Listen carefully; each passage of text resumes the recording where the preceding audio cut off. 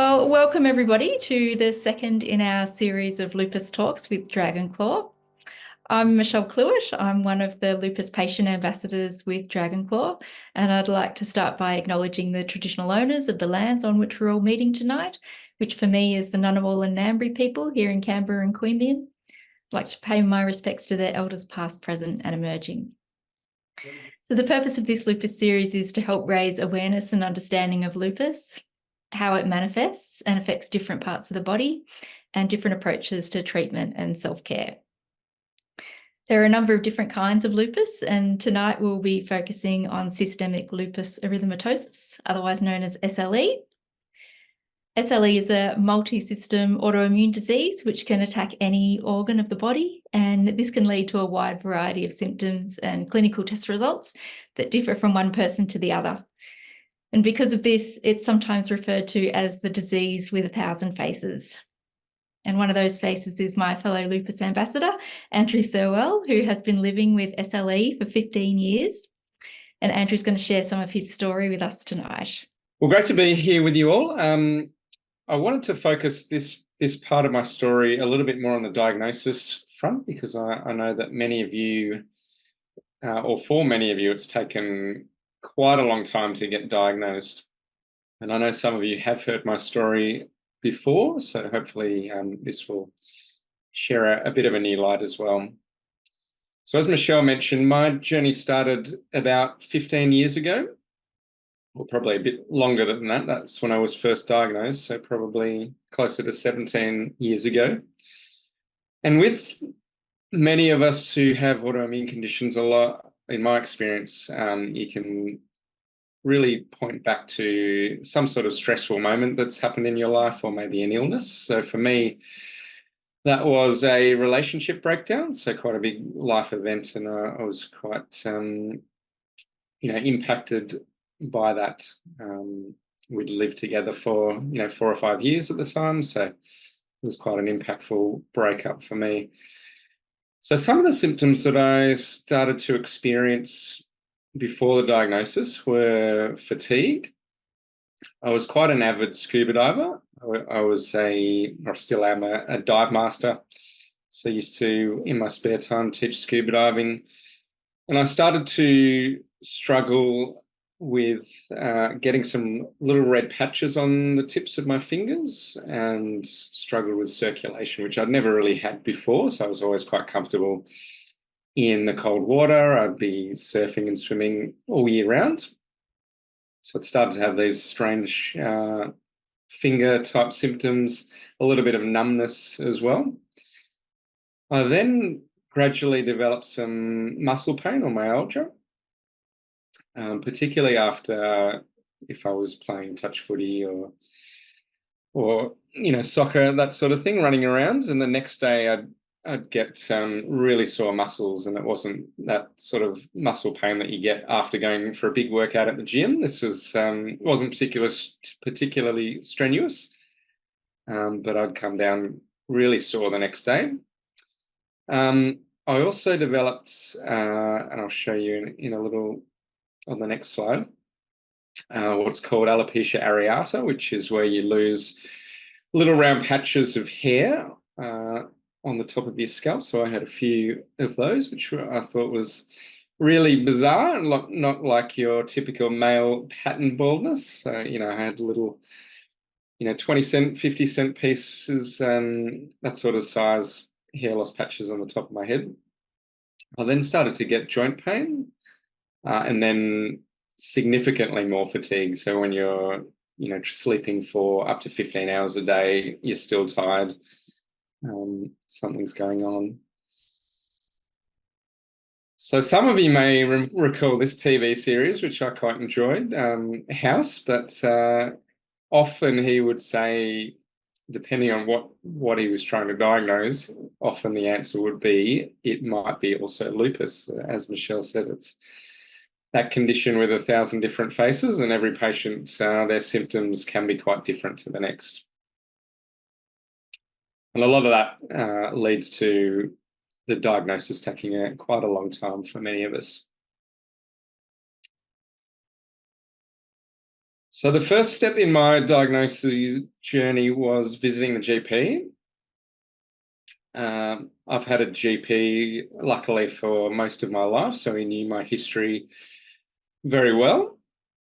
That being said, he certainly missed my diagnosis. So part of that could be because lupus in men is quite rare. I think it's about 1 in 10 lupus patients are male. But the first step he took was to do some blood tests. So I actually rang him up earlier this week and asked him whether he had some of my old lab records, which I hadn't kept hold of. So luckily he did send through a few of these, which I'm happy to share with you for this talk. So his initial diagnosis was you must have a long-acting viral infection due to some of the blood results that you can see down the bottom with the white cell count, red cell count. He thought that was linked to a long-acting viral infection. Interestingly, they did pick up some pre-exposure to Epstein-Barr virus, and I know that there has been some research linking past exposure with viruses to triggering autoimmune conditions, and I'm sure Charmaine can speak to that more than I can, perhaps in the Q&A.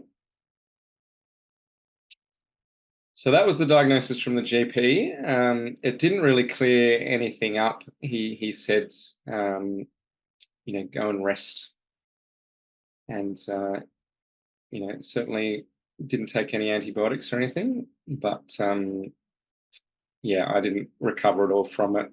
So I went to the dermatologist in Sydney after the GP. She took a skin biopsy.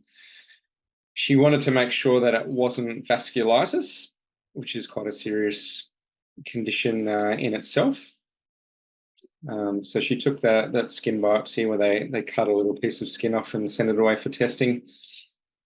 That came back negative for vasculitis. So her diagnosis was that, combined with the hair loss and what was going on with fatigue, it must be stress related, linking back to the original breakup. And then the doctor went through one of those checklists that they do for depression, and he thought that you're probably also depressed. And then he prescribed some antidepressants. And I remember thinking at the time, of course, I'm upset and sad from the breakup, that sort of thing, but I didn't really feel depressed at all. But I went through with it, took them for about 6 weeks, and they really did nothing for me. And then I decided to stop him. I probably should have gone back to the GP, but I decided to stop taking them. This went on for probably another couple of months. I wasn't really recovering. I was still experiencing all of those symptoms going on. And it was actually my mother who dragged me along to see one of her friend's husbands, who was a rheumatologist at the time, to go and get properly checked out, essentially. So reluctantly, I went along with it and went to the rheumatologist.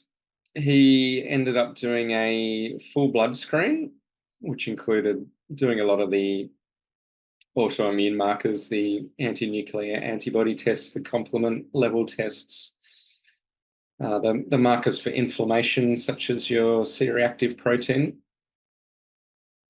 And I remember after doing that test, I got a phone call from him. It was around 9 p.m. at night, which is quite unusual for a doctor. So I was a little bit nervous answering the phone, but he actually said, get ready to go to hospital tomorrow. You've either got some sort of cancer or an autoimmune condition. So I didn't really sleep at all that night. It was, pretty confronting for both myself and the family. But I went back the next day and saw him, and he told me, you have lupus. I'd never heard of lupus before, didn't know what it was. I did probably what many of you have done when you get diagnosed, straight to Google, I remember looking up, I think it was Wikipedia at the time, and treatments have come quite a long way since even 15 years ago. But I remember reading, the average life expectancy for someone newly diagnosed was about 5 years, which I was freaking out about big time. So luckily the treatments and interventions and the way they manage lupus patients has got a lot better since then. So Google's not always your friend.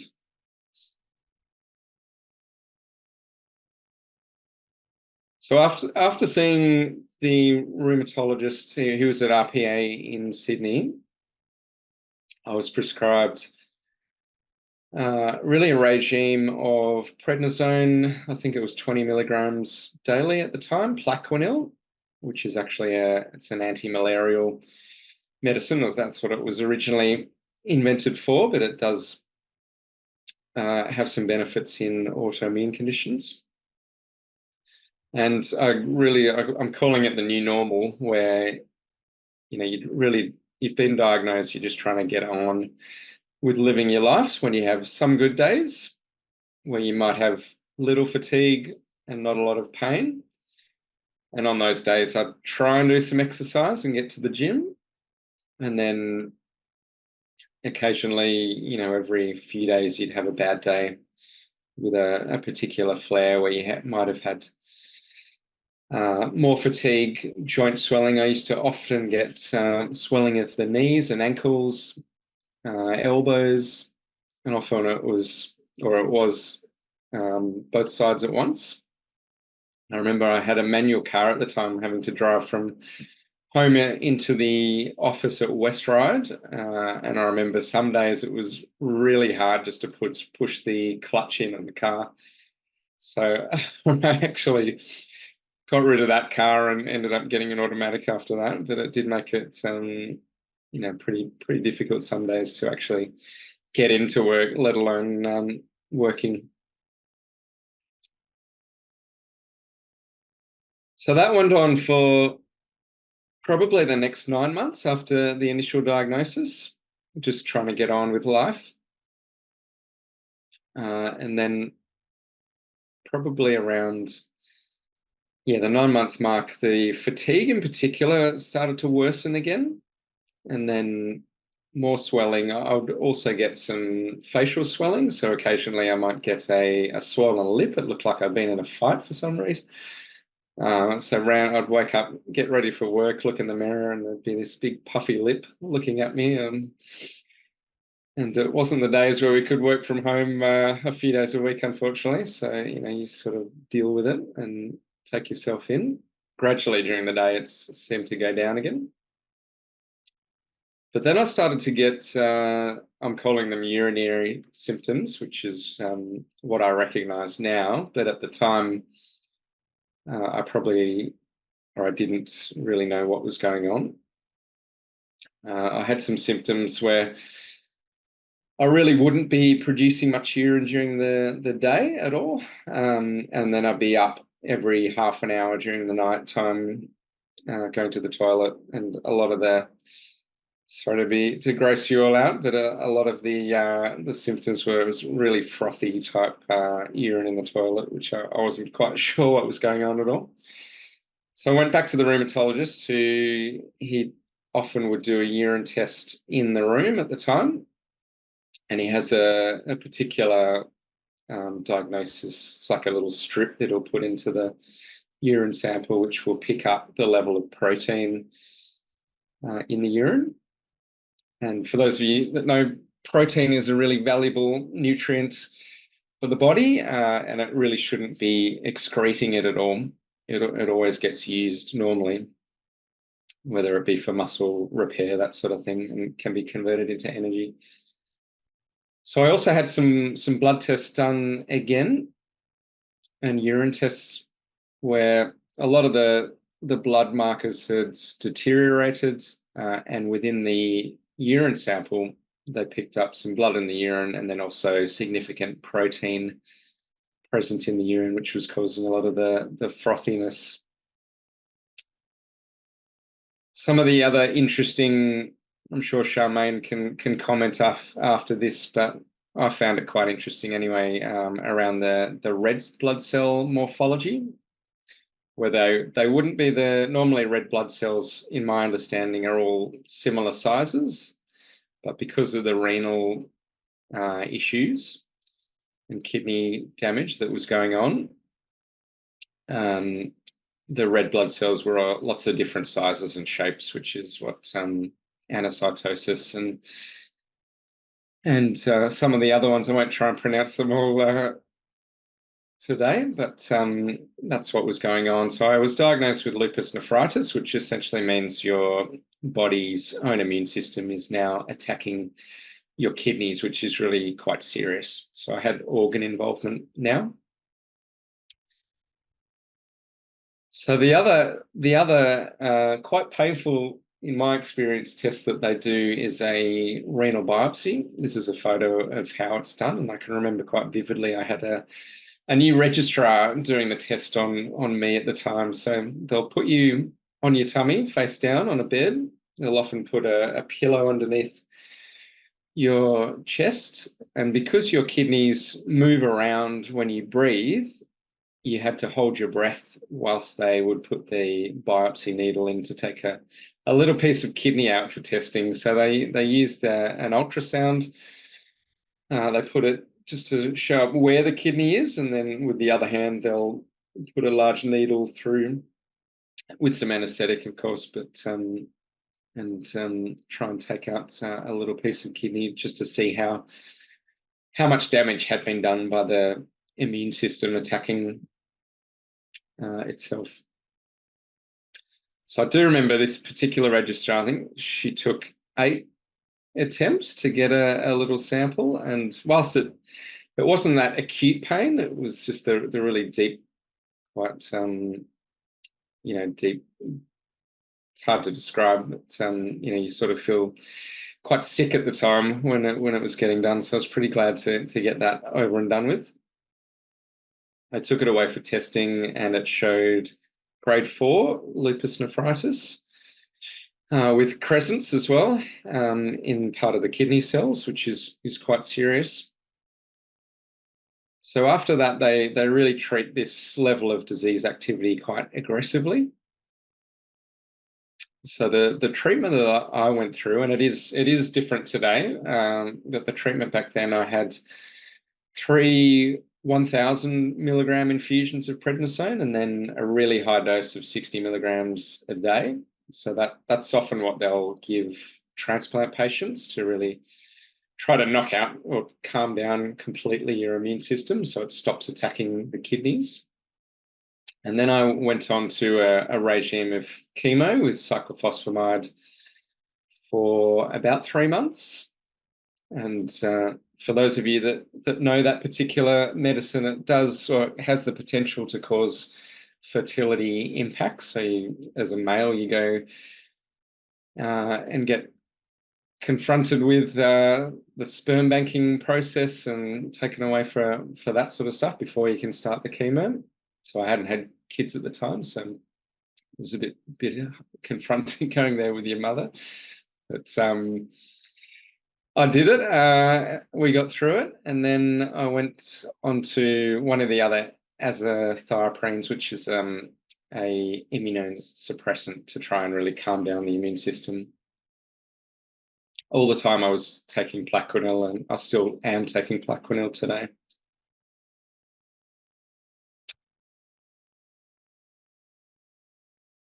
I might comment on some of the other wellness activities that I took up whilst I was going through that process.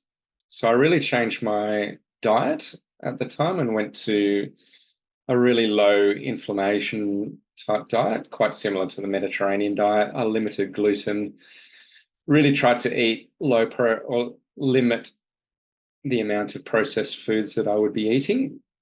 I also stopped drinking alcohol whilst I was on that aggressive treatment. One of the things I found quite useful was a guy who's done a lot of work with cancer patients. His name is John Kabat-Zinn. and he does these guided meditations. I've tried meditation before, but I really found it hard just to sit there amongst your own thoughts and concentrate on nothing else but your breathing. I'd often get lots of little random thoughts coming in, and I gave up after a while. But I found the guided meditations really useful, and I've put one here. Happy to share these slides. I've put one here where he does a guided meditation for 5 minutes, but I ended up buying some CDs at the time and did that. The full body scan that takes 20 minutes was a pretty good one, really to take your mind off on what you were going through. Some of the other things I took up after I'd got through a lot of the chemo side of things was starting to do more endurance type exercise, and I still do a lot today. I'd never really run long distance before or cycled, that sort of thing. I'd often played a lot of sport and gone to the gym, but I'd found particularly the endurance type activities quite beneficial. I have found some research whereby there's some evidence that particularly longer endurance activities can help regulate your immune system better. So I decided it was about 1 year after the chemo had stopped, I'd try and do the city to surf. I've subsequently done that a few times since, and there's a couple of cycling photos which I still try to do. So I've really found that exercise has helped me a huge amount, not only to cope with what you're going through mentally, but it has also given me a lot more energy to get on with your day. So I try to do at least an hour a day at the moment, which might seem like a lot, but I've built up to that sort of level over the last 10, 15 years or so.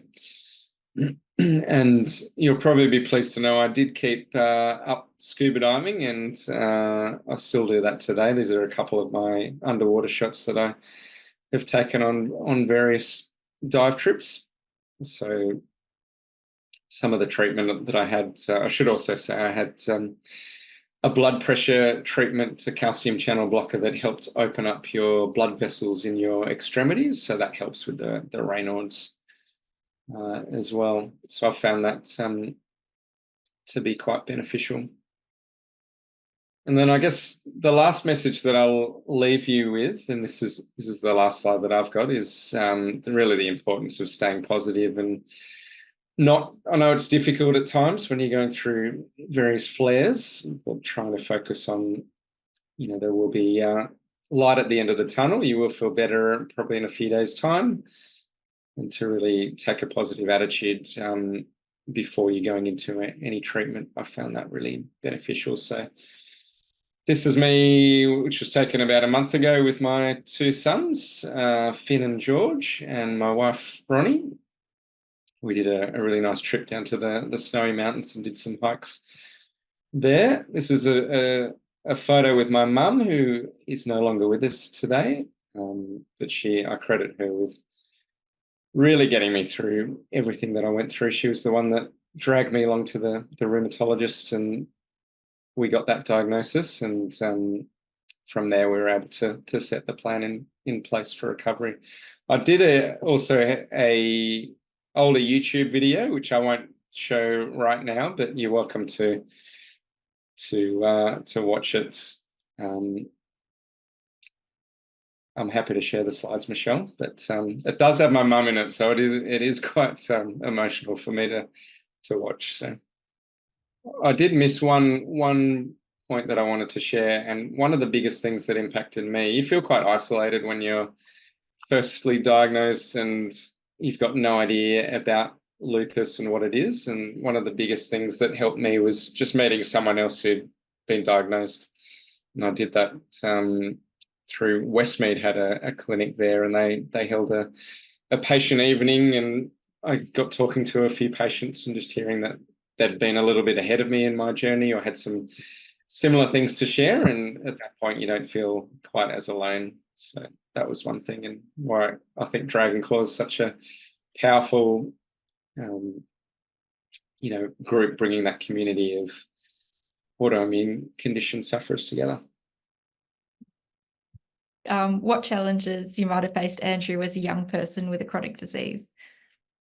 That is a great question. Yeah, at first I was a bit this might sound a bit strange, but a bit embarrassed with sharing that I had a chronic disease. I used to not want to call it a disease at all, and I probably still don't. I kind of call it a condition that I live with as opposed to a disease. I was a bit embarrassed about the term lupus for some reason. I don't know why, but sharing was a bit challenging early on, particularly with your peers and that sort of thing. If you're meeting, new relationships, that sort of thing was challenging also. But eventually it's a part of me, and I've become much more used to sharing. The other, probably the hardest symptom is the fatigue side, and knowing that you may not be able to do or keep up with everyone else, or go out to particular parties that everyone's going to and stay out late. They're probably the two big challenges that I've found. Yeah. I just had a final closing question that I wanted to ask you, Andrew. I'm a big believer that these kind of events offer a silver lining, and I wondered if there were any unexpected gifts that lupus has given you. Well, I wouldn't know all of you, so that would be one. Yeah, great relationships and really a community that I wouldn't have had, and met some fabulous people over the years who've been really inspirational to me as well. So I think that perspective, the people side, and then the other gift, I guess one would say, or I would say, is making each day count, seizing the moment, so to speak, and you never know when your time's up, so make the most of it. Yeah. Well, I think that's a beautiful note to finish on. So thank you so much, Andrew, for being so generous and brave in sharing your story. And I think you can see by the reaction from people how much they got out of it and the impact that it had. So heartfelt thanks. This was the second of our lupus talks in our series, and thank you to everybody for attending and making it such a success.